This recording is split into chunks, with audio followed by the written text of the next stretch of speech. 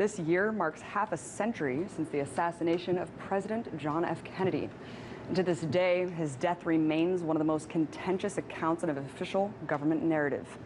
A 2003 Gallup poll found that 75% of Americans think that Lee Harvey Oswald did not act alone. In fact, JFK's nephew, Robert F. Kennedy Jr., has just come out and said that he's convinced that we're not being told the truth, asserting that the Warren Commission was a shoddy piece of craftsmanship. After decades of speculation, it's a topic that director Oliver Stone boldly took on in his debut expose entitled JFK, which some call the most comprehensive account of the events surrounding his death. Take a look. If I answer that question you keep asking, if I give you the name of the big enchilada, you know, then it's Bon Voyage Dino.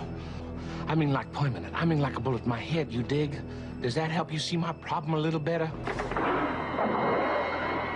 Out of the corner of my eye, I saw a flash of light in the bushes, and then shots rang out.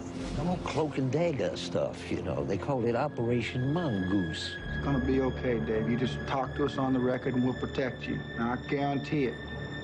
You're so naive. Well, I got the chance to speak to Oliver Stone himself about the film, where he explained why it's so hard to discern what really happened that day. Listen for yourself.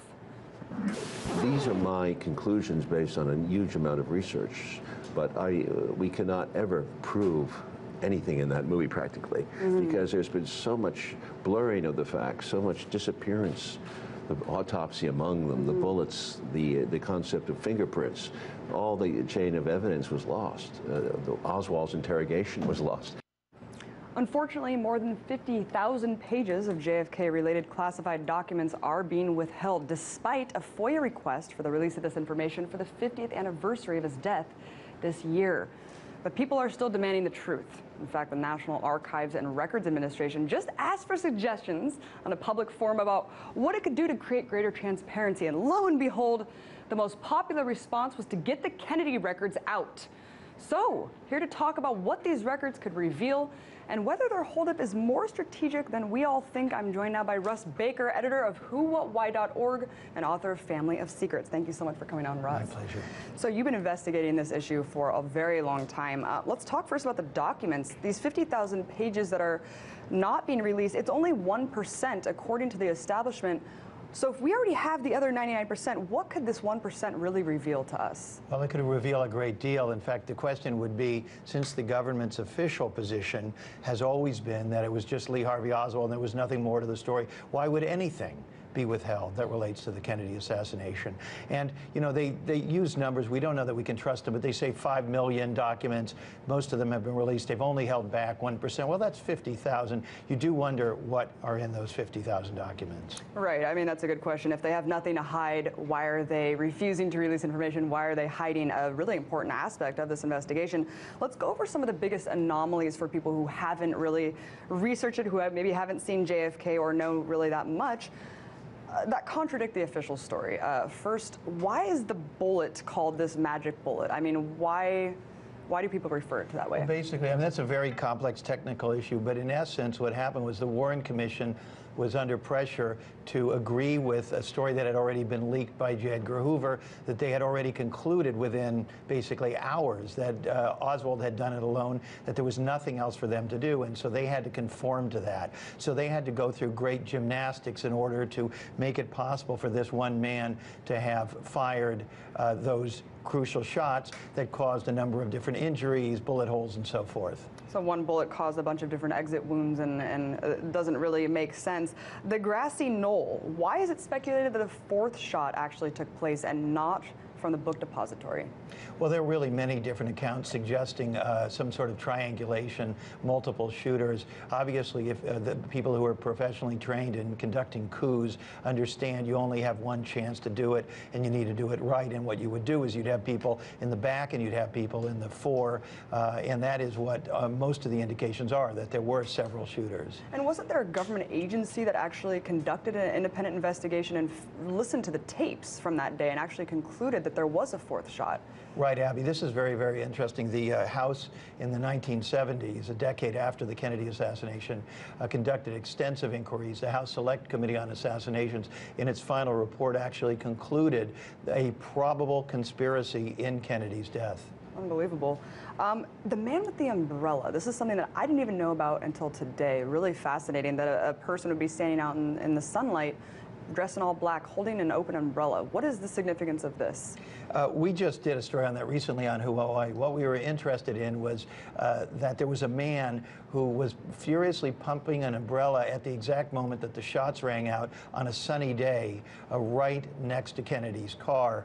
We noticed how the mainstream media, particularly New York Times, had sort of poo-pooed that and said that it was just a man with some crazy theory and he was trying to signal Kennedy.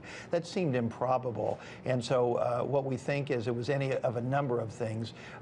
What that was, whether he was a distraction or he was signaling to shooters, the likelihood, and I think any serious crime investigator would want to look a lot harder at him. Yeah, very interesting aspect of the story. Another is, it's alleged that Oswald was connected to the CIA, even a double agent, thus making him almost the perfect patsy. Is there any evidence to back this up? There actually is a lot of evidence. Recently someone asked me, well, what are a few things that can sort of suggest that there was in fact a conspiracy? And my point would be, what are a few things that don't suggest that? It's kind of like you're standing in the forest and so you don't even realize you're surrounded by trees. Over the last 50 years, there have been hundreds of books. My book, Family of Secrets, is one of many that all bring up different documented information, strongly suggesting that we're looking at something much more serious here. And I always ask in these situations, cui bono, who benefits? Who would benefit the most from Kennedy's death?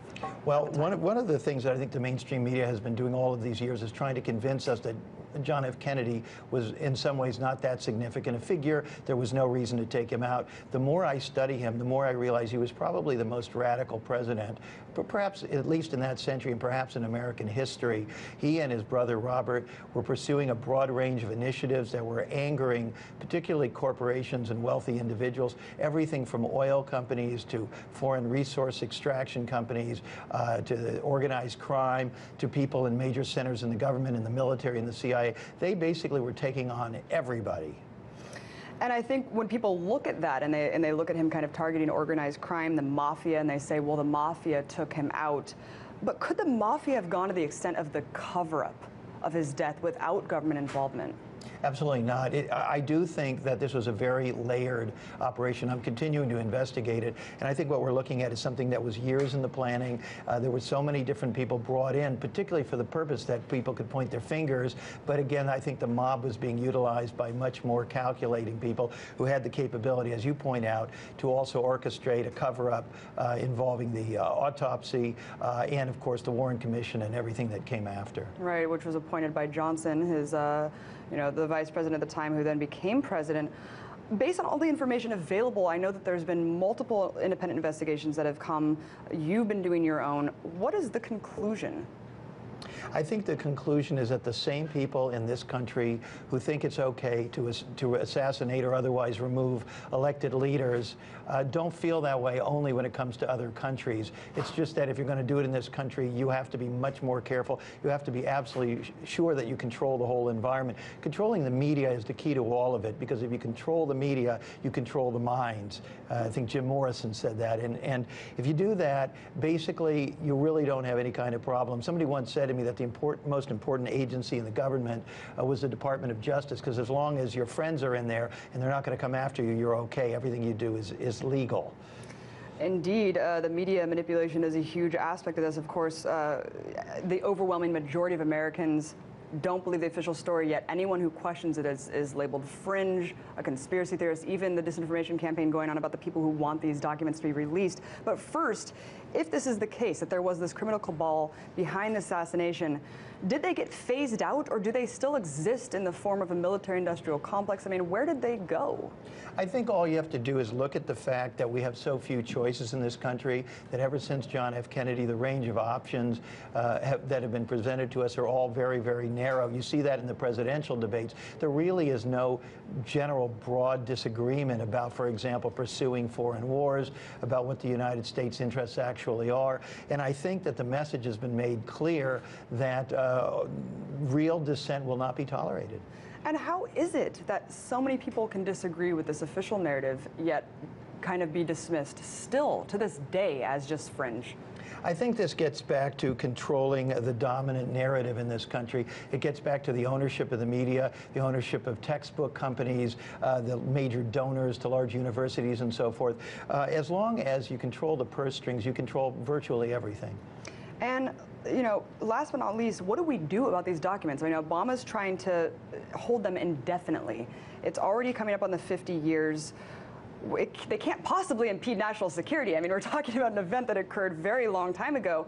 What is the official position that they're holding of why they don't want to release them, and what do we do to really get them released? They don't really provide an answer. Originally, someone from the National Archives said that everything should have been released by November 2013, the 50th anniversary. He retired, and then the National Archives here in Washington began saying that, no, this is not going to be released until 2017. But there's actually a clause allowing places like the CIA to indefinitely delay all of this. So I think it really would come down to the people who supported Barack Obama and believe that he's a good man and that he stands for openness to pressure him for the release. But I think the reality also is that he himself, I think, has some trepidation, some awareness that he can't quite open up that Pandora's box. It is certainly Pandora's box. You explore it in a couple chapters in your book, Family of Secrets. Russ Baker, WhoWhatWhy.org. Thank you so much. Thank you.